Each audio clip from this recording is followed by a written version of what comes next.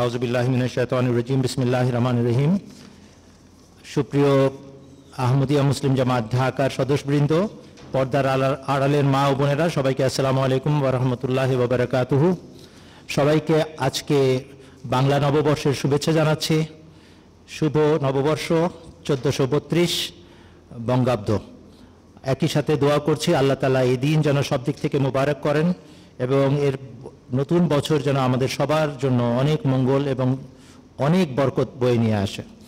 সেই বরকতের প্রথম ধাপ হিসাবে আজকে কাকতালীয়ভাবে কোরআন দিবসের সুযোগ আমরা পালন করার সুযোগ পাচ্ছি।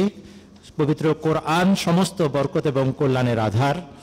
আর আজকে আমরা আহমদিয়া মুসলিম জামাত বাংলাদেশের কেন্দ্রে কোরআন দিবস উদযাপন করার সৌভাগ্য লাভ করছি। আমাদের উদ্দেশ্য ছিল, পবিত্র রমজান মাস অতিবাহিত হয়েছে, এক মাস সিয়াম সাধনার পাশাপাশি আমরা কোরআন চর্চার সুযোগ পেয়েছি এবং কোরআন চর্চা সিয়াম সাধনার একটি অবিচ্ছেদ্য অঙ্গ। আর সেই অনুযায়ী কোরআন শরীফের ভাষ্য অনুযায়ী রমজান মাসের বিষয়ে কোরআন অবতীর্ণ করা হয়েছে, অর্থাৎ কোরআনের সমস্ত শিক্ষা যদি বাস্তবায়ন করতে চাও রমজান পালন করো। এই রমজানের শিক্ষাকে অম্লান রাখার জন্য এবং আমাদের স্মৃতিতে জাগরুক রাখার জন্য এবং আচরণে আমলে সেটাকে ধারণ করার জন্য আমরা একটি ক্ষুদ্র প্রচেষ্টা হাতে নিয়েছি, আর তা হলো পবিত্র কোরআন দিবস উদযাপন। আমাদের ইচ্ছা এবং আমাদের সংকল্প হলো প্রত্যেক বছর রমজান পালন শেষে 2 সপ্তাহের মধ্যে আমরা যেন কোরআন শরীফের নামে একটা দিবস পালন করি। একদিনে কোরআনকে সীমাবদ্ধ করার উদ্দেশ্যে নয়, রমজানের শিক্ষা এবং স্মৃতিকে জাগরুক রাখার উদ্দেশ্যে। অর্থাৎ কোরআন পড়লাম, জানলাম, শিখলাম, কিন্তু ভুলে বসে আছে, চর্চা নাই, স্মরণ নাই, এটা যেন না হয়। আমরা চাই কোনো একটা ছুতো ধরে কোরআন শরীফকে যেন আমরা চর্চা করতে থাকি।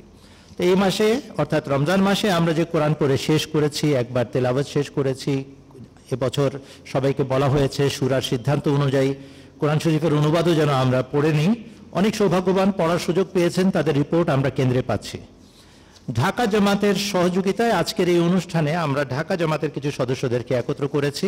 প্রথমে আমি অনুরোধ করব জনাব জহিরুল ইসলাম মনি সাহেব, যিনি কাজলার পাড় হালকার সদস্য। তিনি এবছর কোরআন পড়ে নতুন কি কথা শিখেছেন তার নিজের উপলব্ধি এবং অভিব্যক্তি আমাদের সামনে রাখার জন্য তিনি আমাদের সামনে উপস্থাপন করছেন। জনাব জহিরুল ইসলাম মনি সাহেব। পবিত্র কোরআন দিবস 2025-এর সম্মানিত সভাপতি সাহেব এবং সামনে উপবিষ্ট হাজিরানের মজলিস, পর্দার আড়ালে মা বোনেরা, প্রথমে আমার সালাম নেবেন, আসসালামু আলাইকুম। খাকসার মোহাম্মদ জহুরুল ইসলাম মনি, আহমদিয়া মুসলিম জামাত ঢাকার কাজলাপাড়া হালকার একজন আনসার সদস্য। আমি কোরআন পড়া শিখেছি আহমদি হওয়ার পর। এক আন্টি আমার ওয়াইফকে যখন কোরআন শেখাতে আসতেন তখন মাঝে মাঝে ওনার থেকে আমি দেখে নিতাম। পরবর্তীতে আল্লাহর অশেষ কৃপায় এবং নিজের প্রচেষ্টায় আমি বলা চলে নিজে নিজে কোরআন শরীফ পড়া শিখেছি। আমি শেখার পর থেকে আমি কোরআন খতম দিয়ে আসছি।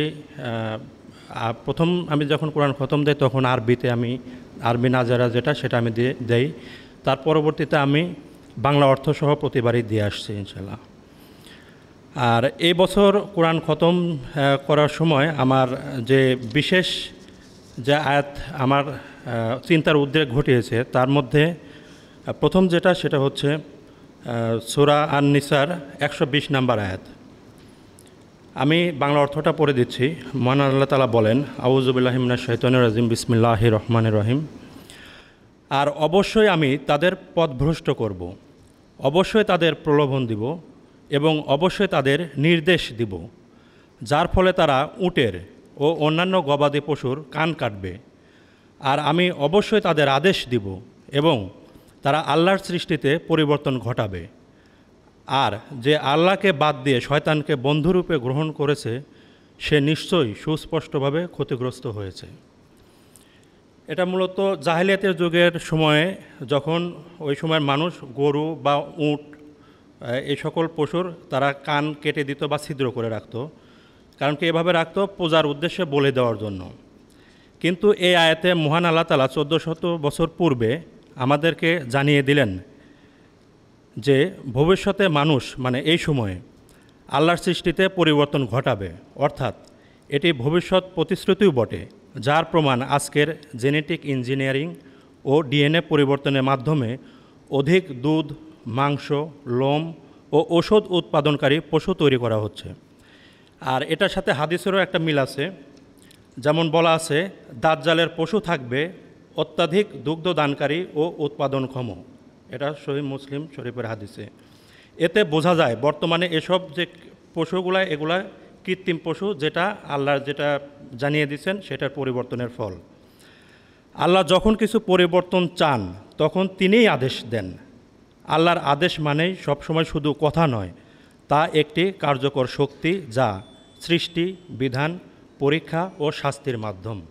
জহুরুল ইসলাম মনি সাহেব, আপনি একটা বিশেষ বিষয় আমাদের সামনে উপস্থাপন করলেন কোরআন শরীফের সূরা আন-নিসার 120 নম্বর আয়াতের আলোকে, যেখানে আল্লাহ তাআলা বলেছেন যে শয়তানি কার্যক্রমের মধ্যে একটি হচ্ছে যে সে তাদেরকে পথভ্রষ্ট করবে, তাদেরকে বৃথা আশ্বাস দিবে এবং তাদেরকে নির্দেশ দিবে যার ফলে তারা আল্লাহর সৃষ্টির মাঝে বিকৃতি ঘটাবে।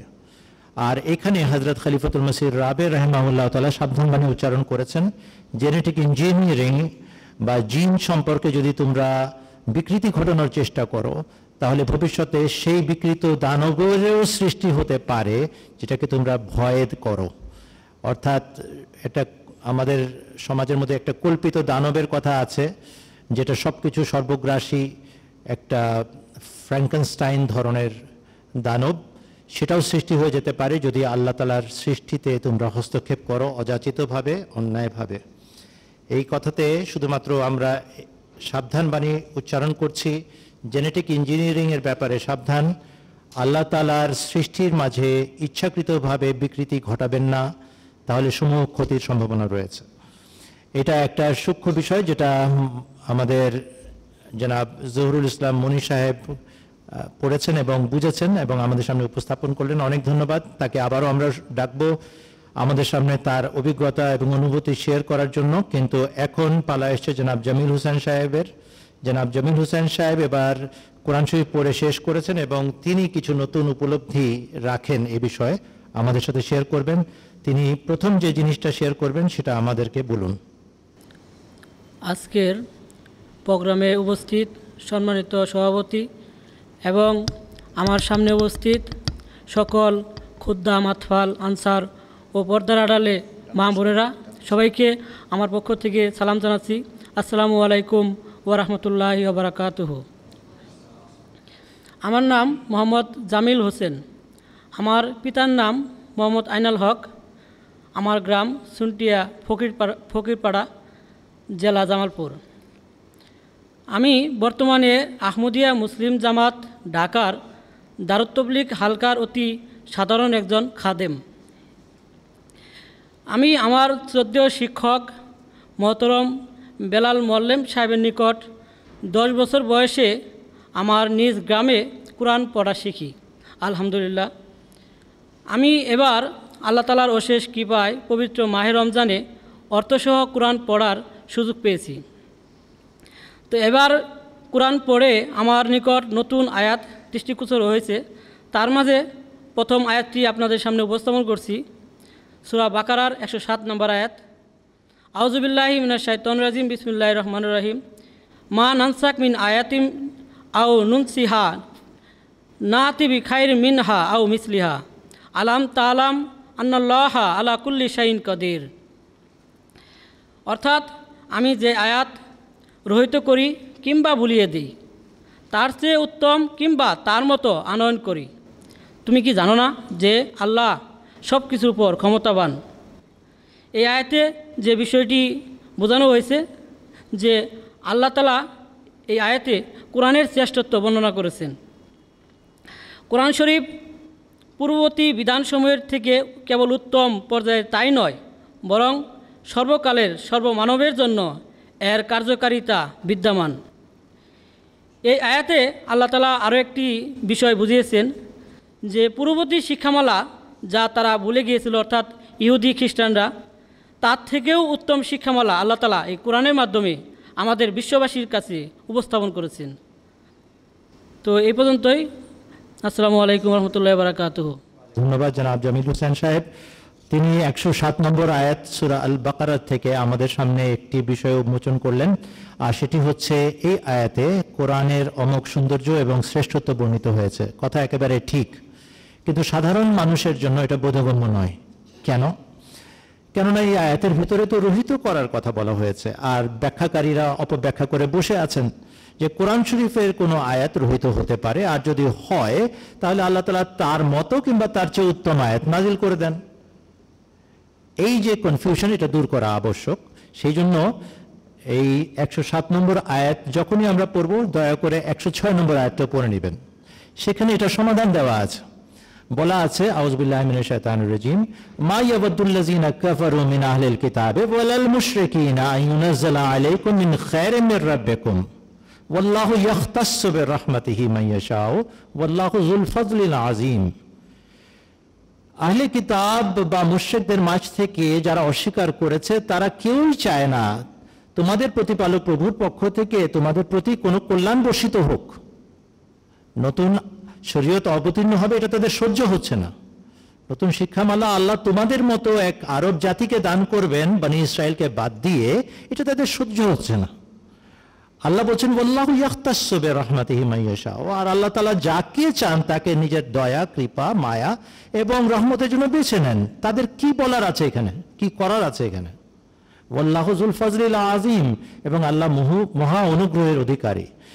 মা নানসাখ মিন আয়াতিন আও নুনসিহা, আর যে আয়াতই আমরা রহিত করি বা ভুলিয়ে দেই, মুছে দেই, আগের শিক্ষামালা তরাত বা ইনজিলের ব্যাখ্যা যাই ছিল শরীয়ত আকারে, সেটা যদি আমরা বাতিল করি, রহিত করে দেই, না তবে খায়রিন মিনহা আও মিসলিহা, সেক্ষেত্রে আমাদের বিধান হলো, ঐশী বিধান হলো আর চেয়ে উত্তম শিক্ষা প্রদান করে থাকি, কিংবা অন্তত ন্যূনতম তার মতো শিক্ষা প্রদান করে থাকি, তার অনুরূপ শিক্ষা প্রদান করে থাকি। আলাম তাআলাম আন্নাল্লাহা আলা কুল্লি শাইইন কাদির, তুমি কি জানো না আল্লাহ নিশ্চয়ই সব বিষয়ে সর্বশক্তিমান? এই কথার মাঝে কোরআন শরীফ যে পূর্ববর্তী শরীয়তের চেয়ে উত্তম, এই কথার ঘোষণা দেওয়া আছে। আর এই কথাটা এই জামিল হোসেন সাহেবের ভালো লেগেছে, তিনি আমাদের সাথে শেয়ার করেছেন। ধন্যবাদ জনাব জামিল হোসেন সাহেবকে।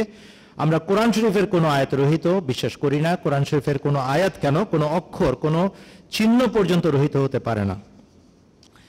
জামিল হোসেন সাহেবকে ধন্যবাদ দেওয়ার পর এখন পালা আসছে জনাব তানজিলুর রহমান সাহেব, মোহাম্মদপুর হালকা। তিনি আমাদের সাথে এসে যোগ দিয়েছেন, আমাদেরকে বলবেন যে এবারকার রমজানে তিনি কোরআন শরীফের কোন নতুন শিক্ষাটা উপলব্ধি করেছেন বিশেষভাবে, যা তিনি আমাদেরকে বলতে চান। জনাব তানজিলুর রহমান সাহেব। আসসালামু আলাইকুম, আমি তানজিলুর রহমান। আমি বিভিন্ন জায়গা থেকে কোরআন শিখেছি এবং অনেকবার আরবি খতম করতে পেরেছি, কিন্তু এইবার প্রথম অর্থসহ পবিত্র কোরআন মাজিদ খতম করেছি, আলহামদুলিল্লাহ। আমি আপনাদের সামনে বেশ দুইটি আয়াত উপস্থাপন করব। তার মধ্যে প্রথমটি হলো সূরা আন-নাহলের 31 নম্বর আয়াত, যার বাংলা অর্থটা আমি বলে দিচ্ছি। আর যারা তাকওয়া অবলম্বন করেছে তাদের যখন বলা হবে তোমাদের প্রভু প্রতিপালক কি অবতীর্ণ করেছেন, তখন তারা বলবে সর্বোত্তমভাবে কল্যাণ। যারা সৎ কাজ করেছে তাদের জন্য ইহকালেও রয়েছে কল্যাণ, আর নিশ্চয় পরকালের আবাসস্থল হবে তাদের জন্য আরও উত্তম। আর মুত্তাকিদের আবাসস্থল কতই উৎকৃষ্ট। এই আয়াত থেকে আমার দৃষ্টিগোচর হচ্ছে যে যাহারা তাকওয়া অবলম্বন করেছে বা করবে তাদের উপর আল্লাহ তাআলা কল্যাণ বা মঙ্গল নাজিল করেন, এবং এই দুনিয়াতেই তাদের মঙ্গল বা কল্যাণ নাজিল হয় এবং পরকালেও হয়। এবং যারা সৎ কাজ করে তাদের এই দুনিয়ার কল্যাণ বা মঙ্গল থেকে পরকালের আবাসস্থল হবে তার থেকে আরও উত্তম। সকল কাজের মূল হলো তাকওয়া। যদি তাকওয়া থাকে তার উপর মঙ্গল বা কল্যাণ নাজিল হবে এবং ছোট বড় সব বিপদ আপদ থেকেই রক্ষা পাবে। তাকওয়া অবলম্বন করলে কয়েকভাবে আল্লাহ তাআলা পুরস্কৃত করেন, তার মধ্যে আপনার কাছে সবচেয়ে বেশি আকর্ষণীয় পুরস্কার কি মনে হয়েছে? দুনিয়ার কল্যাণ থেকে বা মঙ্গল থেকে পরকালের আবাসস্থলী তার থেকে আরও উত্তম। একদম ঠিক। তার মানে হচ্ছে দুনিয়াতেও যে আল্লাহ তাআলা ফল দান করবেন, এটা আপনার কাছে ভালো লেগেছে? জি। ঠিক। দর্শক মণ্ডলী, তানজিলুর রহমান সাহেবের যে আয়াতটি তিনি উপস্থাপন করলেন তার আরবিটা আমি পড়ে দিচ্ছি। সূরা আন-নাহলের 31 নম্বর আয়াত, ওয়াকিলা লিল্লাযিনা তাকাউ মাযা আনজালা রাব্বুকুম ক্বালু খায়রা লিল্লাযিনা আহসানু ফি হাযিহি দুনিয়া হাসানা ওয়ালা দারুল আখিরাতে খায়রুন ওয়ালা নি'মা দারুল মুত্তাকিন। আর যারা তাকওয়া অবলম্বন করেছে তাদের যখন বলা হবে তোমাদের প্রতিপালক প্রভু কি অবতীর্ণ করেছেন, তখন তারা বলবে মহাকল্যাণ। যারা সৎ কাজ করেছে তাদের জন্য ইহকালেও রয়েছে কল্যাণ।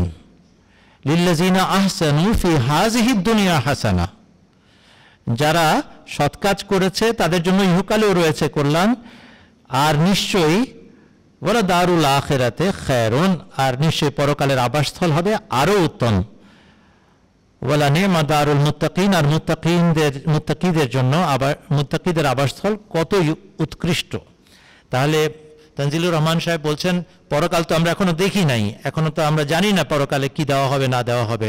আমরা কিভাবে বুঝবো যে আল্লাহ আছেন এবং কোরআন শরীফের ওয়াদা অমোঘ এবং সত্য? তো আল্লাহ তাআলা এটার ব্যবস্থা রেখেছেন, লিল্লাযিনা আহসানু ফি হাযিহি দুনিয়া হাসানা, যারা সৎ কাজ করেছে, নিজেদের নেকির মাঝে সৌন্দর্য সৃষ্টি করেছে, ইহসান করেছে, তাদের জন্য ইহকালেও রয়েছে কল্যাণ এবং উত্তম পুরস্কার। এটা হচ্ছে আকর্ষণীয় বিষয়। তার কাছে মনে হয়েছে যে পরকালের জন্য অপেক্ষা করতে হবে না, তার আগেও আল্লাহ তাআলা পুরস্কারে ভূষিত করেন এবং করতে পারেন। জাযাকুমুল্লাহ। বসেন। আসসালামু আলাইকুম। এরপরে তানজিলুর রহমান সাহেবের পরে জনাব মারুফ ইসলাম সাহেব মোহাম্মদপুর হালকা, তিনি এবারকার রমজানে কি উপলব্ধি জন্মেছে তার মাঝে এবং নতুন কি পেয়েছেন কোরআন শরীফ থেকে দয়া করে আমাদের সাথে শেয়ার করবেন। আসসালামু আলাইকুম রহমতুল্লাহ। হাকসার মারুফ ইসলাম, পিতা মোহাম্মদ মানিক মিয়া। হাকসার অনেক ছোট থাকতেই কোরআন নিয়েছি। দুর্গারামপুরের মোয়াল্লেম জনাব মোহাম্মদ দেলার হোসেনের কাছ থেকে কোরআন শিখেছি। এছাড়াও আমাদের আহমদিয়া বাংলার প্রকাশনা থেকে কোরআনের আরও কিছু নিয়ম শিখতে পেরেছি। আমি ছোট থেকেই কোরআন পড়তে খুব পছন্দ করি। আমি বেশ কয়েকবার অর্থসহ কোরআন খতম দিয়েছি। এই রমজানেও অনেক ব্যস্ততার মাঝে অর্থসহ কোরআন খতম দেওয়ার তৌফিক হয়েছে, আলহামদুলিল্লাহ। কোরআন অর্থসহ খতম দেওয়াতে আমি অনেক কিছু শিখতে পেরেছি। তার মধ্যে 2টি আয়াত আমি আপনাদের শোনাবো। প্রথম আয়াতটি হচ্ছে সূরা বনী ইসরাঈলের 24 নং আয়াত। সেখানে আল্লাহ তাআলা বলেন, আউযু বিল্লাহি মিনাশ শাইতানির রাজিম, বিসমিল্লাহির রহমানির রহিম। এবং তোমার প্রতিপালক এই আদেশ দিয়েছেন যে তোমরা তাহাকে ছাড়া আর কাহারও ইবাদত করিও না এবং পিতামাতার সহিত সদ্ব্যবহার করিও। যদি তাহাদের একজন বা উভয় তোমার জীবদ্দশায় বার্ধক্যে উপনীত হয়, তাহলে তাহাদের উভয়কে তুমি উফ শব্দটিও পর্যন্ত বলিও না এবং তাহাদিগকে ধমক দিও না, বরং তাহাদের সহিত সম্মানসূচক ও মমতাপূর্ণ কথা বলিও। আমি এই আয়াত থেকে আমি যা শিখলাম তা হলো মা বাবার সহিত সর্বদা সদ্ব্যবহার করতে হবে, তাদেরকে সম্মান করতে হবে এবং তাদের সাথে কখনো উচ্চস্বরে কথা বলা যাবে না। তারা আমাদের অনেক কষ্ট করে লালন পালন করেছেন, তাই আমাদের উচিত তাদের জন্য দোয়া করা।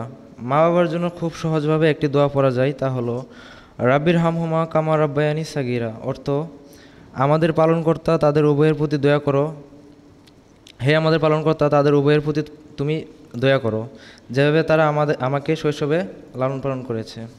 আসসালামু আলাইকুম। মারুফ সাহেব একটু দাঁড়ান, আমরা আপনার সাথে একটু আলাপ করি।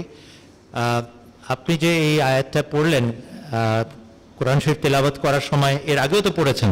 জি ইনশাআল্লাহ। অর্থসহ পড়ার কারণে কি নতুন কোনো অনুভূতি জন্মেছিল? এই আয়াতটির মধ্যে আমার সবচেয়ে বেশি ভালো লাগে যে বলেছে যে বাবা মার সাথে যেন আমরা উফ শব্দটি যেন না বলি। মা বাবার জন্য দোয়া করেননি? জি অবশ্যই, সেটাই জানতে চাচ্ছি। আপনি তো বললেন যে একটা দোয়া করা যায়, সেই সময় আপনি দোয়া করেছিলেন কি? জি জি, আমি এখনো মাঝে মধ্যে দোয়াটা পড়ি। আব্বা মা জীবিত আছেন আপনার? জি আলহামদুলিল্লাহ। মাশাআল্লাহ। তাহলে আপনি তাদের সেবা করবেন বেশি করে আরো। জি ইনশাআল্লাহ। তাদের জন্য কমপক্ষে দূরে থাকলে দোয়া করবেন। হ্যাঁ জি জি ইনশাআল্লাহ। আর যারা আমাদের পিতামাতা নাই, আমরা তাদের জন্য দোয়া করব মৃত্যুর পর, কিন্তু কমপক্ষে কৃতজ্ঞতা বোধ জাগ্রত হওয়া আবশ্যক। জি, সারা জীবন পরিশ্রম করলেও আমরা পিতামাতার অনুগ্রহের ঋণ শোধ করতে পারবো না। এই জন্য তাদের জন্য দোয়ার ভান্ডার রেখে যান, যতটুকু পারেন আন্তরিকভাবে দোয়া এবং সেবা করার আপনাদের সুযোগ আছে, পিতামাতা জীবিত আছেন, সেবা করেন। আর আল্লাহর কাছে বলেন যে যে ঋণ আমরা নিয়েছি এটা তুমি ছাড়া কেউ শোধ করতে পারবে না, অতএব তোমার কাছে আবদার তুমি আমাদের পক্ষ থেকে পিতামাতার ঋণ শোধ করো। ঠিক আছে? জাযাকুমুল্লাহ মারুফ সাহেব, আপনাকে ধন্যবাদ। আসসালামু রাহমাতুল্লাহ। এখন পালা আসছে জনাব তারেক হোসেন সাহেবের, ওনার অভিব্যক্তি আমরা জানতে চাই। জনাব তারেক হোসেন সাহেব বাড়িদারা হালকা, তার কাছে আমাদের প্রশ্ন, এবারকার রমজানে আপনি কি শিখলেন, নতুন একটা কথা আমাদেরকে বলেন। আসসালামু আলাইকুম ওয়া রাহমাতুল্লাহি ওয়া বারাকাতুহু। আমি মোহাম্মদ তারেক হুসাইন, বাড়িধারা বসুন্ধরা হালকার একজন খাদেম। আমার বাবার নাম আব্দুর রশিদ। আমি একজন বয়াতকৃত আহমদি। আমি বয়াত করেছি 2000 সালে 23শে ডিসেম্বর। আমার এক বন্ধু শরীফ মোহাম্মদ মাসুম। বাড়িধারা যখন আমি যাই তখন ওইটা আমার নানা বাসা। তখন ক্লাস 3-তে ভর্তি হয়ে যায়। আর এর আগে আমার জন্ম আপনার পুরান ঢাকায়। আমি আরবি শিখেছি আমার মার কাছ থেকে। তারপর কোরআন নিয়েছি আমাদের এক আত্মীয় মাওলানা ওস্তাদজির নাম মোহাম্মদ রাকিব খন্দকার। তখন আমার বয়স 11 বছর। আল্লাহর রহমতে আমি প্রতিবারই রমজানে কোরআন খতম দিয়ে থাকি। এ পর্যন্ত আমি 7 বার অর্থসহ কোরআন খতম দেওয়ার তৌফিক দান করেছে আল্লাহ পাক, আলহামদুলিল্লাহ। তো এবার খতম দিতে গিয়ে যে আয়াত দুটি আমার কাছে নতুন মনে হয়েছে, তা প্রথমটি হচ্ছে সূরা বাকারার 175 নং আয়াত। আমি অর্থটা বলছি। এখানে আল্লাহ তাআলা বলেছেন, আল্লাহ কিতাব থেকে যাই অবতীর্ণ করেছেন, যারা তা গোপন করে এবং এর বিনিময়ে তুচ্ছ মূল্য গ্রহণ করে, নিশ্চয়ই এরা শুধু আগুন দিয়ে নিজের পেট ভরে। আর কিয়ামত দিবসে আল্লাহ এদের সাথে কথা বলবেন না এবং এদের পবিত্রও করবেন না। আর এদের জন্য রয়েছে এক যন্ত্রণাদায়ক আযাব। এই সম্পর্কে আমি একটু সংক্ষিপ্ত আলোচনা করতে চাই। কোরআনে করিম আল্লাহ পাক ঐশী গ্রন্থ, এর কোনো বিনিময় হয় না। আল্লাহ তাআলা এ বিষয়ে সুস্পষ্ট করেছেন যে কোরআন শরীফের বিনিময়ে কেউ যেন মূল্য গ্রহণ না করে। কিন্তু আজকের সমাজে মুসলমানদের মধ্যে বড় বড় আলেম ওলামা ইসলামের নাম ভাঙিয়ে কোরআনের বিনিময় মূল্য গ্রহণ করছে। আল্লাহ তাআলা বলেন, নিশ্চয়ই এরা শুধু এর বিনিময়ে আগুন ভোগ করছে। এত বড় কথাটি আল্লাহ তাআলা আজ থেকে 1400 বছর আগেই হযরত মুহাম্মদ মুস্তাফা সাল্লাল্লাহু আলাইহি সাল্লামকে জানিয়ে দিয়েছে। এবং আমরা প্রতিনিয়ত কোরআন শরীফে এই বিষয়টি পাঠ করে থাকি। এবছর আমার কাছে কোরআন পাঠকালে নতুন মনে হয়েছে, অর্থাৎ কোরআনের কোনো বিনিময় হয় না। দর্শকবৃন্দ, আপনাদের অবগতির জন্য কোরআন শরীফের সূরা আল বাকারার 175 নম্বর আয়াত আপনাদের সামনে পাঠ করে শোনাচ্ছি। আউযু বিল্লাহি মিনাশ শাইতানির রাজীম। ইন্নাল্লাযীনা ইয়াকতুমুনা মা আনজালাল্লাহু মিনাল কিতাবি ওয়া ইয়াশতারুনা বিহি সামানান কালীলা উলাইকা মা ইয়াকুলুনা ফি বুতুনিহিম ইল্লান নারা ওয়া লা ইউকাল্লিমুহুমুল্লাহু ইয়াওমাল কিয়ামাতি ওয়া লা ইউযাক্কিহিম ওয়া লাহুম আযাবুন আলীম।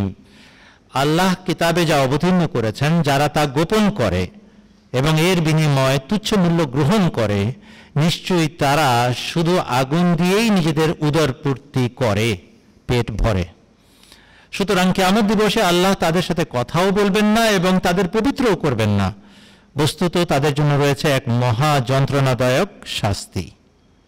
এটা সাবধান বাণী আল্লাহর পক্ষ থেকে। 2টা অপরাধ, আল্লাহ যা অবতীর্ণ করেছেন সেই শিক্ষা যে গোপন করে তার জন্য অবধারিত, কিংবা আল্লাহ তাআলার বাণী বিক্রি করে যারা খায়, এটাকে ব্যবসা বাণিজ্যে পরিণত করেছে যারা, তাদের জন্য এই সাবধান বাণী উচ্চারিত হয়েছে। উলাইকা, এরাই তারা যারা মা ইয়াকুলুনা ফি বুতুনিহিম ইল্লান নারা, নিজেদের পেটে আগুন ছাড়া আর কিছুই ভরছে না।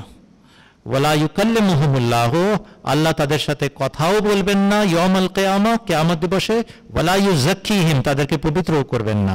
ওয়ালাহুম আযাবুন আলীম, এবং তাদের জন্য এক যন্ত্রণাদায়ক মহাশাস্তি নির্ধারিত।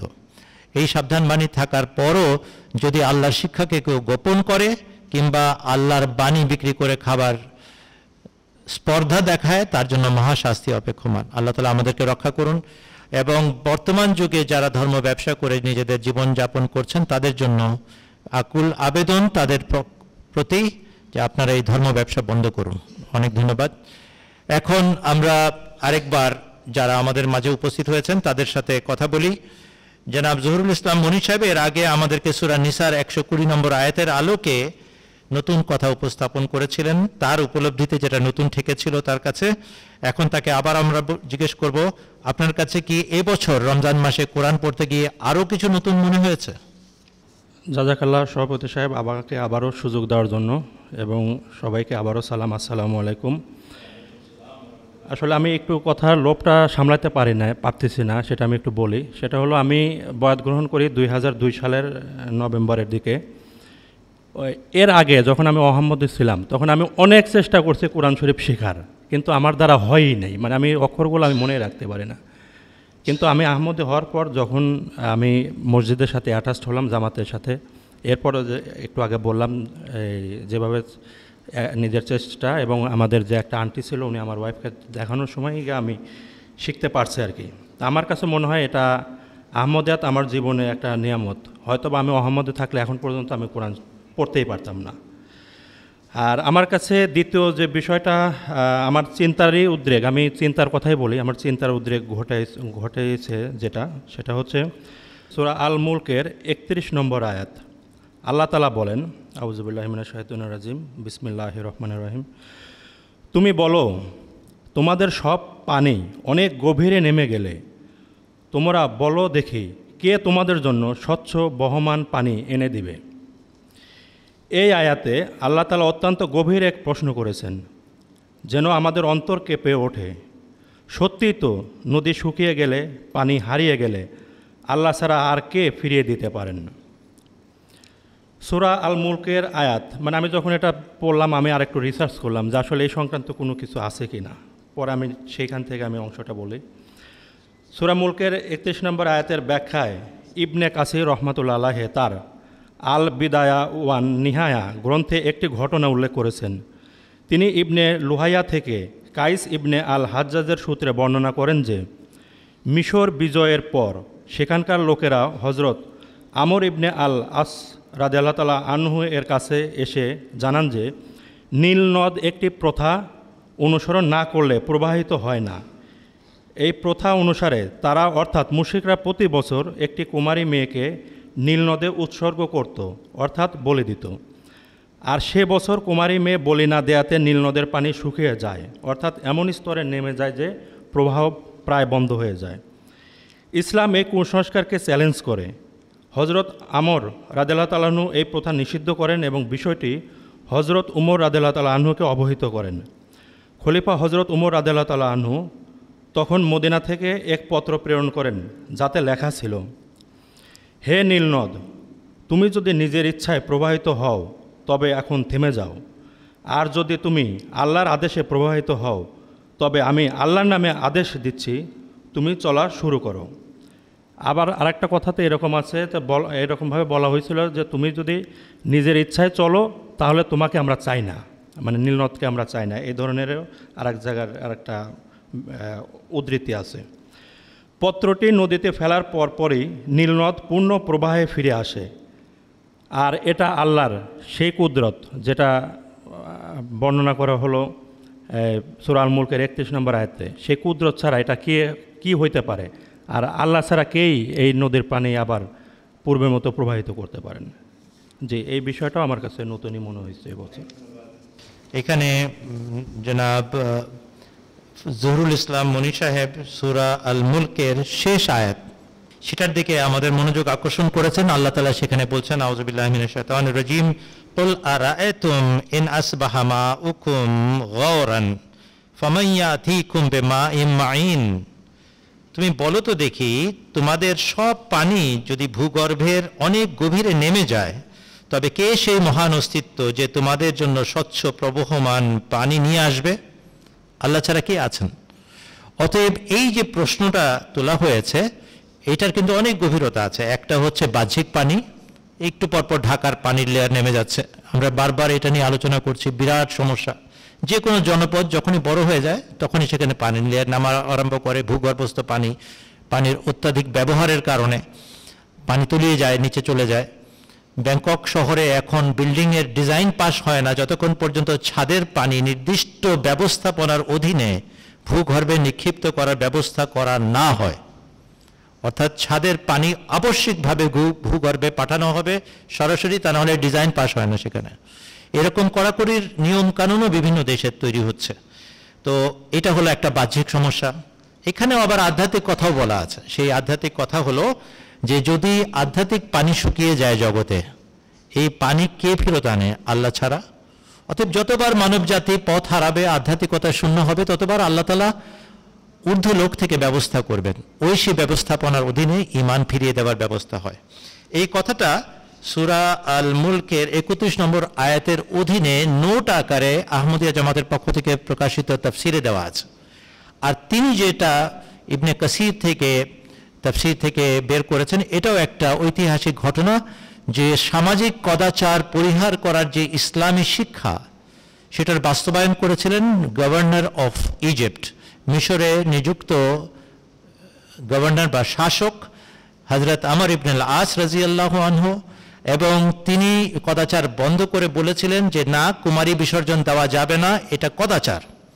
আর সমস্যা নিরসনের জন্য চিঠি পাঠিয়েছিলেন হযরত আমিরুল মুমিনিন খলিফায়ে ওয়াক্ত হযরত উমর ইবনুল খাত্তাব রাদিয়াল্লাহু আনহুকে, যিনি দোয়া করে একটা চিঠি লিখে দিয়েছিলেন, হে নীল নদ, যদি তুমি স্বইচ্ছায় প্রবাহিত হও তুমি যখন ইচ্ছা বন্ধ হতে পারো, কিন্তু তুমি যদি আল্লাহর আদেশের অধীন হয়ে থাকো তাহলে আমি তোমাকে আদেশ দিচ্ছি, তুমি আল্লাহর নামে প্রবাহিত হও। আর আশ্চর্য ব্যাপার, আল্লাহ তাআলা তার দোয়া শুনেছিলেন এবং নীল নদ প্রবাহিত হয়েছিল। নীল নদের কিন্তু যে উৎসমূল সেটা কিন্তু আরও পেছনে ইউগান্ডাতে, এবং যে পাহাড় সেটা চাঁদের পাহাড়।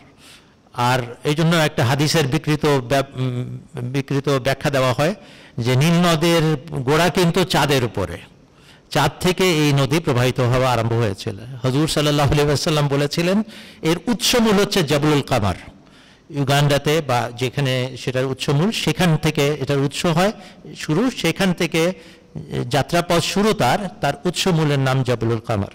সেই জন্য বলা হয় যে কামার থেকে বা চাঁদ থেকে এটার সূচনা হয়েছে। এই যে বিরাট একটা বিষয়, আমরা নদ নদী শুকিয়ে ফেলছি, নদ নদীর অপব্যবহার করছি, আর তার কারণে মহাপ্রলয় দেখা দিচ্ছে, বিভিন্ন রকমের বিপর্যয় দেখা দিচ্ছে, এটার ব্যাপারেও সাবধান। আর সবচেয়ে বেশি বড় কথা হচ্ছে কখনো আল্লাহর স্থানে অন্য কাউকে বসতে দিবেন না। প্রাকৃতিক দুর্যোগ হোক আর অন্যান্য বিপদ হোক, আমরা যেন কেবল বিপদ মুক্তির জন্য আল্লাহর কাছে নত হই এবং সর্বশক্তিমান আল্লাহর কাছে সাহায্য চাই। এটার জন্য ধন্যবাদ জানাচ্ছি জনাব জহুরুল ইসলাম মনি সাহেবকে, তিনি একটা সূক্ষ্ম বিষয়ের অবতারণা করেছেন।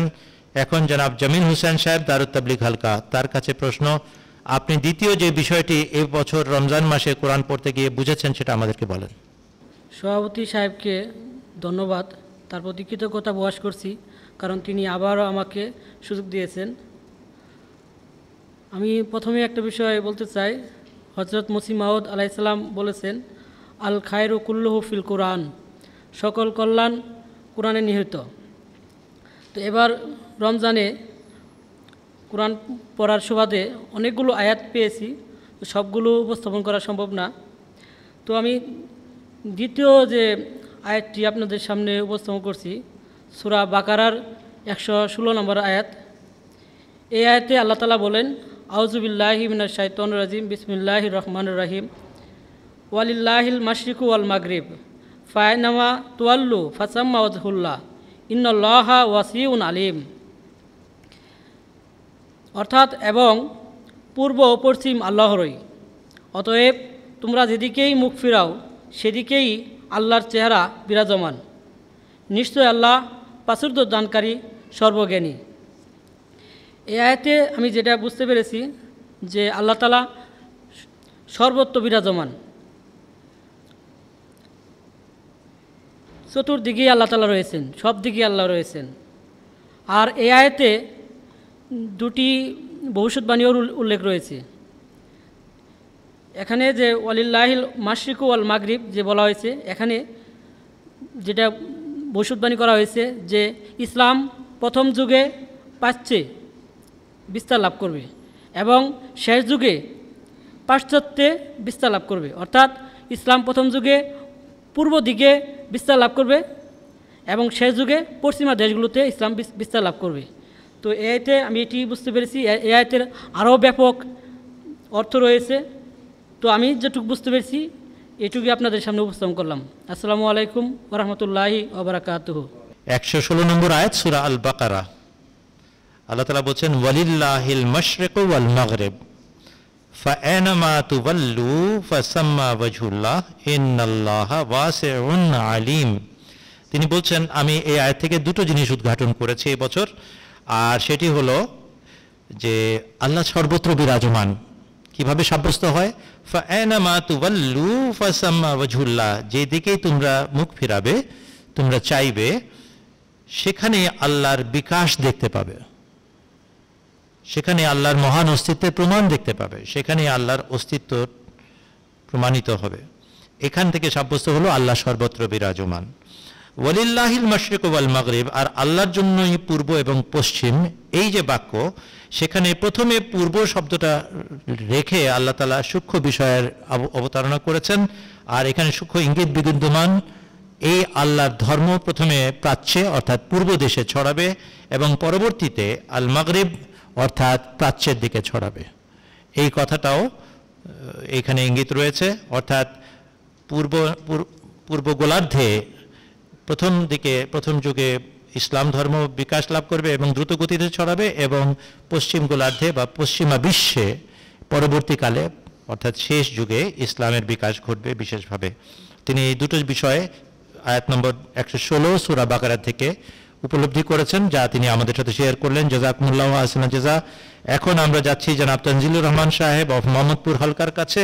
তিনি আমাদেরকে বলবেন এবছর তার কাছে আর কোন জিনিসটা দাগ কেটেছে।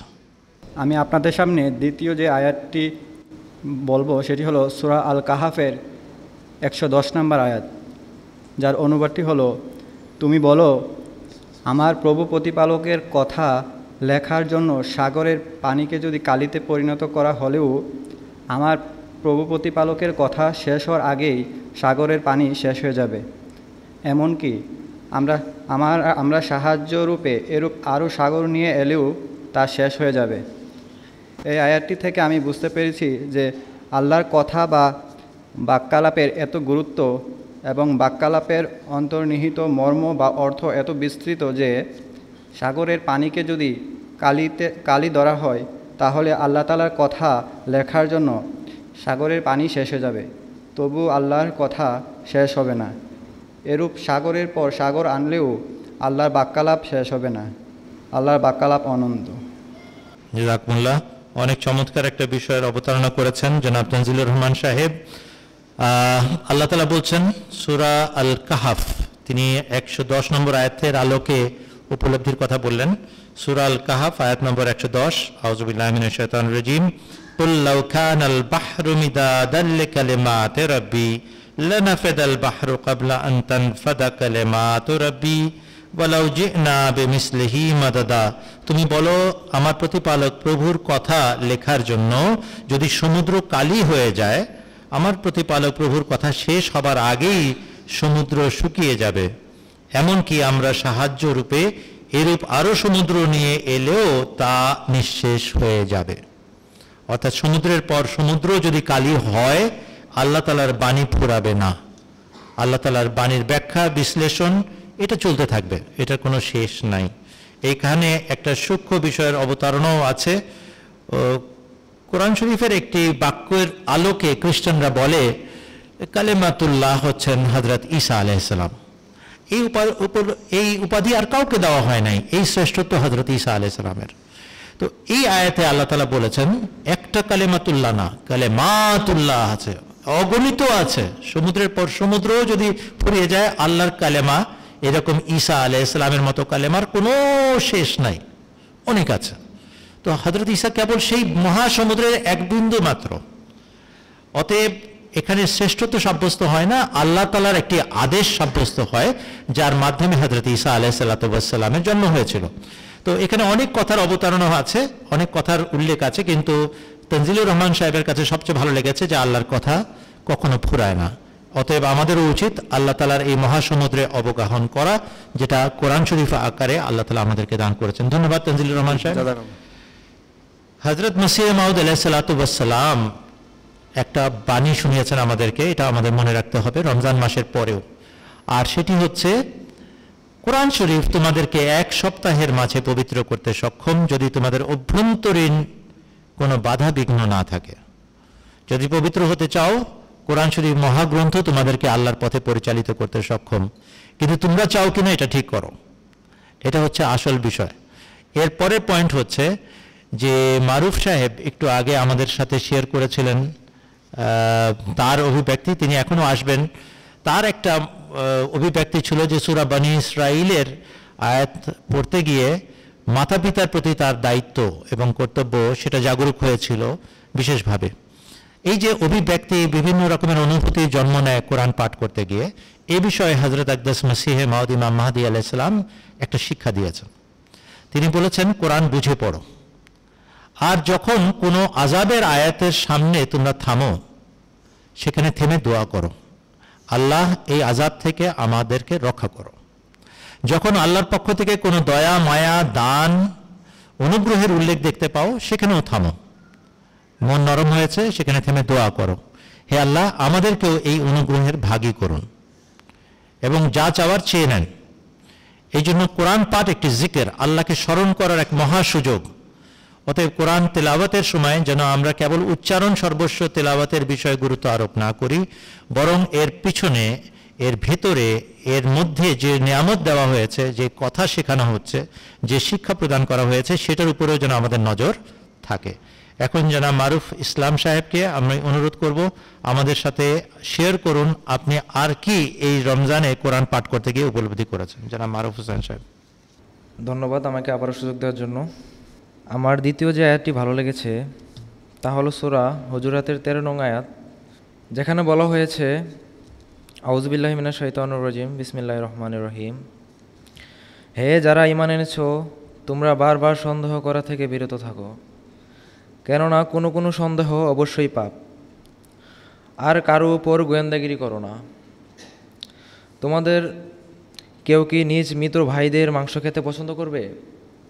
অবশ্যই তোমরা এটা ঘৃণা করবে। আর আল্লাহর তাকওয়া অবলম্বন করো, নিশ্চয়ই আল্লাহ বারবার তওবা গ্রহণকারী ও বারবার কৃপাকারী। এই আয়াতটি এর আগেও আমি আমার বড় ভাই দুর্গাপুরের বর্তমান কায়েত হৃদয় মিয়ার কাছ থেকে শুনেছি, কিন্তু কোরআন অর্থসহ খতম দেওয়াতে আমি নিজ চোখে আয়াতটি পড়তে পেরেছি এবং শিক্ষা লাভ করেছি, আলহামদুলিল্লাহ। আমি এই আয়াত থেকে যা শিখতে পেরেছি তা হলো, আমরা দেখতে পাই পথে ঘাটে সামনে পিছনে এক দোকানদার আরেক দোকানদারকে নিয়ে, এক ব্যবসায়ী আরেক ব্যবসায়ীকে নিয়ে গীবত গায়। আমি নিজ চোখেও অনেক দেখেছি আর ভাবতাম এগুলো কি ঠিক? তখন আমি এর উত্তর পবিত্র কোরআনে অর্থসহ পড়ে শিখতে পাই। তাই আমাদের উচিত কারো গীবত না করা এবং মৃত ভাইয়ের মাংস না খাওয়া। আসসালামু আলাইকুম। মৃত ভাইয়ের মাংস কেন বলা হয়েছে গীবত করাকে, পরনিন্দা, পরচর্চাকে? গীবতকে কেন মৃত ভাইয়ের মাংস খাওয়া বলা হয়েছে? অবশ্যই এটা খারাপ, তার জন্যই মৃত ভাইয়ের মাংসের সাথে তুলনা করা হয়েছে। কোরআন শরীফের সূরা আল হুজুরাতের 13 নম্বর আয়াত নিয়ে তিনি তার অভিব্যক্তি বললেন। আউযুবিল্লাহি মিনাশ শাইতানির রাজিম। আল্লাহ তাআলা কি বলছেন শুনেন, ইয়া আইয়ুহাল্লাযীনা আমানু ইজতানিবু কাসীরাম মিনায-যান্নি ইন্না বা'যায-যান্নি ইসমুন ওয়া লা তাজাসসাসু ওয়া লা ইয়াগতাব বা'যুকুম বা'যা আইয়ুহিব্বু আহাদুকুম আন ইয়াকুলা লাহমা আখিহি মাতান ফাকারিহতুমুহু ওয়াত্তাকুল্লাহ ইন্নাল্লাহা তাওয়াবুর রহিম। হে যারা ঈমান এনেছো, তোমরা অতিরিক্ত সন্দেহ করা থেকে বিরত থাকো, অতিরিক্ত সন্দেহ প্রবণতা ত্যাগ করো, কেননা কোনো কোনো সন্দেহ অবশ্যই পাপ হয়ে থাকে। আর ছিদ্রান্বেষণ করো না, এবং তোমাদের কেউ যেন অন্য কারো গীবত না করে। তোমাদের কেউ কি নিজ মৃত ভাইয়ের মাংস খেতে পছন্দ করবে? অবশ্যই তোমরা একে ঘৃণা করবে। আর আল্লাহর তাকওয়া অবলম্বন করো, নিশ্চয়ই আল্লাহ বারবার তওবা গ্রহণকারী, বারবার কৃপাকারী। এই যে সূরা আল হুজুরাতের 13 নম্বর আয়াতে পরনিন্দা, পরচর্চা করতে নিষেধ করা হয়েছে, এই কথা উনি বললেন যে তিনি তার ভাইয়ের কাছেও শুনেছিলেন, কিন্তু এটা মৌখিক শিক্ষা ছিল। এবার কোরআন শরীফ পড়তে গিয়ে তার চোখে একেবারে ধরা পড়ে যায় সেই জায়গাটা অনুবাদে, যে এই কথাটাই আমার ভাই আমার গ্রামে আমাকে বলেছিলেন। দুর্গারামপুরে আপনার বাড়ি?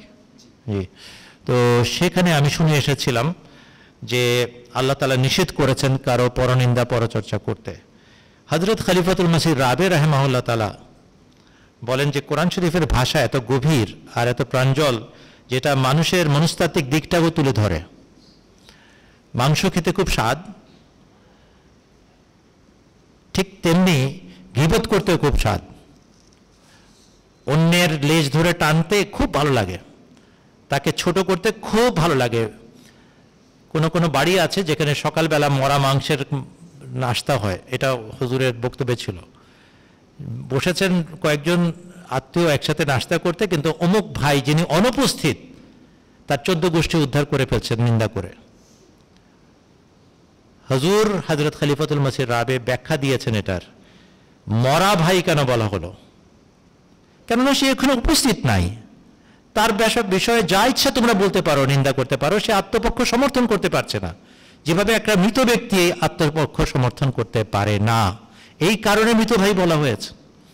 আর মাংস কে না খেতে চায়, অত্যন্ত সুস্বাদু, খেতে খুব মজা লাগে। এই জন্য গীবতের মধ্যে সাংঘাতিক আকর্ষণ আছে, কিন্তু এটা মহাপাপ, এর থেকে বিরত থাকো। আর হযরত মুহাম্মদ সাল্লাল্লাহু আলাইহি ওয়াসাল্লামের সাহাবায়ে কেরাম রিজওয়ানুল্লাহ আলাইহিম আজমাইন হুজুরের কাছ থেকে সব শিখেছেন, আমাদেরকে শিখিয়েছেন। আল্লাহ তাআলা তাদেরকে অনেক বরকত দিবেন ইনশাআল্লাহ। আমরা দোয়া করি তাদের জন্য। তারা একবার প্রশ্ন করলেন, হে আল্লাহ রাসূল, আমরা যে ভাইয়ের নিন্দা করছি সেই দোষটা যদি প্রকৃত অর্থেই তার মাঝে বিদ্যমান থেকে থাকে, তাহলেও কি আমরা বলতে পারবো না তার অনুপস্থিতিতে? হুজুর সাল্লাল্লাহু আলাইহি ওয়াসাল্লাম বললেন, তোমার ভাইয়ের ভেতর, তোমার ভাইয়ের মধ্যে যদি সত্যিকার অর্থে সেই দোষ থেকে থাকে, আর তুমি তার অগোচরে, তার অবর্তমানে, তার অনুপস্থিতিতে যদি তা বর্ণনা করো, সেটাকেই গীবত বলা হয়, সেটাকেই পরনিন্দা পরচর্চা বলা হয়। আর যদি তার মধ্যে সেই দোষ থেকে না থাকে আর তুমি সেটা বর্ণনা করে বেড়াও তার অগোচরে, তাহলে এটাকে অপবাদ, এটাকে বহতান বলা হয়। অর্থাৎ এটা আরো অনেক গর্হিত পাপ। কিন্তু প্রথম ধাপে কোরআন শরীফ মানুষকে আটকে দেয়, খবরদার যদি দোষ তার মধ্যে থেকেও থাকে, তার অগোচরে কেবলমাত্র স্বাদ গ্রহণ করার জন্য বর্ণনা করবে না। এটা সামাজিক ভারসাম্য নষ্ট করে ফেলে, সমাজকে নষ্ট করে ফেলে। এই কারণেই সূরা হুজুরাত, যেটার কথা উনি আলোচনা করলেন, তাকে ধন্যবাদ। হুজুরাত আমাদের তরবিয়তের জন্য, পারিবারিক তরবিয়তের জন্য, প্রশিক্ষণের জন্য, আত্মিক প্রশিক্ষণের জন্য একান্ত আবশ্যক। শুধু এখানে একটা শিক্ষা দেওয়া হয়নি, অনেকগুলো শিষ্টাচার শেখানো হয়েছে। দয়া করে সূরা হুজুরাত মনোযোগ দিয়ে পড়বেন এবং পারিবারিক পরিচর্যার দিকে নজর দেবেন। এখন আমি আহ্বান জানাচ্ছি জনাব তারেক হোসেন সাহেব অফ বারিধারা হালকাকে, তিনি আমাদের সাথে শেয়ার করবেন তিনি আর কি শিখেছেন এই রমজানে কোরআন শরীফ থেকে। আসসালামু আলাইকুম ওয়া রাহমাতুল্লাহি ওয়া বারাকাতুহু। দ্বিতীয় যে সূরাটি আমার মনে দাগ কেটেছে, জি, আগে বলেছিলাম সূরা বাকারার 175 নং আয়াত। এখন সূরা তুরের 22 নং আয়াতের আমি অর্থ পড়ছি। আর যারা ঈমান এনেছো, আউযুবিল্লাহি মিনাশ শাইতানির রাজিম, আর যারা ঈমান এনেছো এবং তাদের সন্তান সন্ততিও ঈমানের ক্ষেত্রে তাদের অনুসরণ করেছে, আমরা তাদের সন্তান সন্ততিকে তাদের সাথে মিলিত করব, আর তাদের কাছে আর তাদের কাজের পুরস্কার থেকে আমরা কিছু কমাবো না, প্রত্যেকেই তার কৃতকর্মের জন্য দায়বদ্ধ। এই আয়াতটিও আমার কাছে নতুন মনে হয়েছে, কারণ এখানে আল্লাহ তাআলা সুস্পষ্ট করেছেন যে পূর্বে যারা ঈমান এনেছে এবং তাদের সন্তান সন্ততি ঈমানের ক্ষেত্রে তাদের পূর্ণ অনুসরণ করলে আল্লাহ তাআলা তাদের সাথে মিলিত করবেন। এত সুন্দর কথা আল্লাহ তাআলা কোরআনে লিপিবদ্ধ করেছেন, যা আমার কাছে একেবারে নতুন এবং আমার হৃদয়ে দাগ কেটেছে এবং আমার কাছে খুব ভালো লেগেছে। আসসালামু আলাইকুম। জাযাকুমুল্লাহ, অনেক চমৎকার বিষয় অবতারণা করেছেন এবং এটা খুবই প্রিয় একটা কোরআনী শিক্ষা। সূরা আত-তুর 52 নম্বর সূরা কোরআন শরীফের, আর 22 নম্বর আয়াত তিনি আমাদের সামনে উপস্থাপন করেছেন। আল্লাহ তাআলা বলছেন, আউযুবিল্লাহি মিনাশ শাইতানির রাজীম, ওয়াল্লাযীনা আমানু ওয়াত্তাবাআতহুম যুররিয়াতুহুম বিঈমানিন আলহাকনা বিহিম যুররিয়াতাহুম ওয়ামা আলাতনাহুম মিন আমালিহিম মিন শাইইন কুল্লু ইমরিইম বিমা কাসাবা রহিন। আর যারা ঈমান এনেছে আর যাদের সন্তান সন্ততিও ঈমানের ক্ষেত্রে তাদের অনুসরণ করেছে, আমরা তাদের সন্তান সন্ততিকেও তাদের সাথে মিলিত করব, আর আমরা তাদের কৃতকর্মের কোনো কিছুই হ্রাস করব না। প্রত্যেক ব্যক্তি নিজ কৃতকর্মের জন্য দায়বদ্ধ। এই যে সূরা আত-তুরের 22 নম্বর আয়াত তার হৃদয়ের দাগ কেটেছে। যতবার আমি এই তেলাওয়াত করি আয়াত, আমার মধ্যেও একটা আলোড়ন সৃষ্টি হয় যে আমরা আব্বা আম্মির সাথে দেখা করতে পারবো যদি আল্লাহ তাআলা আমাদেরকে ঈমানের সাথে মৃত্যু দান করেন। এটা সবচেয়ে বড় শর্ত। যদি ঈমানের দিক থেকে মিল খায় তাহলে আব্বা আম্মির সাথে দেখা হয়ে যাবে। হ্যাঁ, এখানে কেউ বেশি অগ্রসর হতে পারে, কেউ তার চেয়ে নিচে থাকতে পারে। সেখানে আল্লাহ তাআলা বলছেন আমি নিজ অনুগ্রহে মিলিত করব, এবং কারো আমল থেকে কিছু কমতি হবে না। অর্থাৎ তাদের স্তর আমাদের চেয়ে বড়, তাদের কাছে পৌঁছানোর জন্য তাদের আমল থেকে কিছু কর্তন করা হবে না, বরং আল্লাহর অনুগ্রহে পরবর্তীদেরকে উন্নীত করে দেওয়া হবে। নিচু যারা নিম্ন পর্যায়ে তাদেরকে উন্নীত করা হবে, অর্থাৎ আল্লাহর অনুগ্রহের সাপ্লাই থাকবে। তো এইটা আমাদেরকে আশান্বিত করে যে ইহকালেই শেষ দেখা নয়, পরকালেও দেখা হবে ইনশাআল্লাহ। আর সেখানে যদি দেখা হয়ে যায় সেখানে চিরস্থায়ী জীবন, এর চেয়ে ভালো মিলন আর কি হতে পারে। অতএব চেষ্টা করা উচিত, যাদের পিতামাতা নেক ছিলেন তাদের মধ্যে অনেক নেকি অনুকরণীয় বিষয় ছিল, সেগুলো পথ ধরে এগোন যেন পরকালে একসাথে থাকতে পারি আমরা। আল্লাহ তাআলা করুন যেন এমনই হয়। এই ছিল সংক্ষিপ্ত আকারে আজকের এই প্রথম পর্বের আলোচনা। দর্শক মণ্ডলী, কোরআন শরীফ সম্বন্ধে এই কথা ভালো করে মনে রাখতে হবে। হযরত আকদাস মসিহে মাউদ ইমাম মাহদী আলাইহিস সালাতু ওয়াস সালাম বলেছেন, যে ব্যক্তি কোরআনকে সম্মান প্রদর্শন করবে ঊর্ধ্বলোকে তাকে সম্মান প্রদান করা হবে। কোরআন শরীফকে সম্মান দেখানোর জন্য বারবার কোরআন শরীফ পড়া, আত্মস্থ করা, চর্চা করা এবং লেগে থাকা, কোরআন বোঝার জন্য আপ্রাণ চেষ্টা অব্যাহত রাখা, এটা আবশ্যক। এটাকে কোরআন সম্মান বলে। আমি তুলে রেখে দিলাম আর তাকে তুলে রেখে দিলাম সারা বছর, আমি কোরআন পড়ি না, বোঝার চেষ্টা করি না, এটাকে কোরআন সম্মান করা নয়, এটাকে কোরআন সম্মান করা বলে না। কোরআন শরীফ পড়তে পড়তে জীবন কাটানো, এটাই কাজ। কোরআনকে জড়িয়ে ধরে দোয়া করা, কোরআন শরীফ পড়তে গিয়ে দোয়া করা, কোরআন শরীফকে পড়ার সময় সমস্ত ইন্দ্রিয় নিয়োগ করা, চোখ দিয়ে দেখেন, কান দিয়ে শুনেন, মুখ দিয়ে উচ্চারণ করেন এবং আঙ্গুল দিয়ে স্পর্শ করে কোরআন পড়েন, যেন গেঁথে যায় হৃদয়ের মাঝে যেটা আল্লাহর বাণী। আর কোনো ধর্মগ্রন্থ এমন নাই যেটা বলতে পারে যে এটা পুরোটা আল্লাহর বাণী। এটা আল্লাহর বাণী, আল্লাহ নাজিল করেছেন, এত পবিত্র জিনিস আরেকটা হয় না।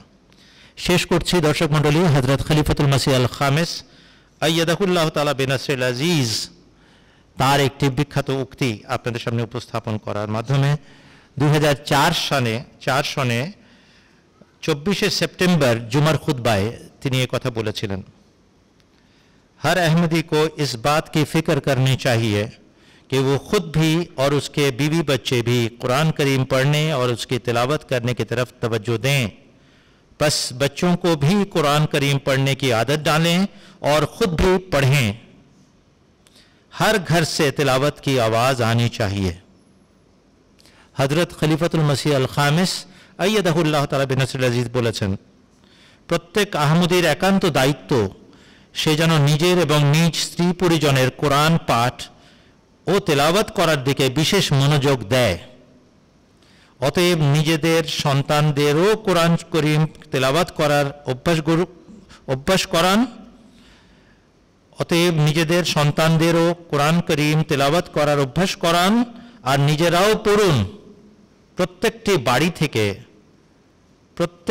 বাড়ি থেকে যেন কোরআন তেলাওয়াতের ধ্বনি প্রতিধ্বনিত হয়। জুমার খুতবা 24 সেপ্টেম্বর 2004 সন, হযরত খলিফাতুল মাসিহ আল খামেস আইয়াদাহুল্লাহ তাআলা বিনাসরিল আজিজ। আজকে যারা আপনারা অংশগ্রহণ করেছেন দর্শক হিসাবে এবং যারা অংশগ্রহণ করেছেন আলোচক হিসাবে, আলোকপাতকারী হিসাবে, সবাইকে আল্লাহ তাআলা অনেক পুরস্কার দান করুন। আমরা সবাই কোরআন শেখার জন্য উন্মুখ হয়ে থাকবো, এই অনুরোধ রেখে এই আশাবাদ ব্যক্ত করে শেষ করছি। আসসালামু আলাইকুম ওয়া রাহমাতুল্লাহি ওয়া বারাকাতুহু।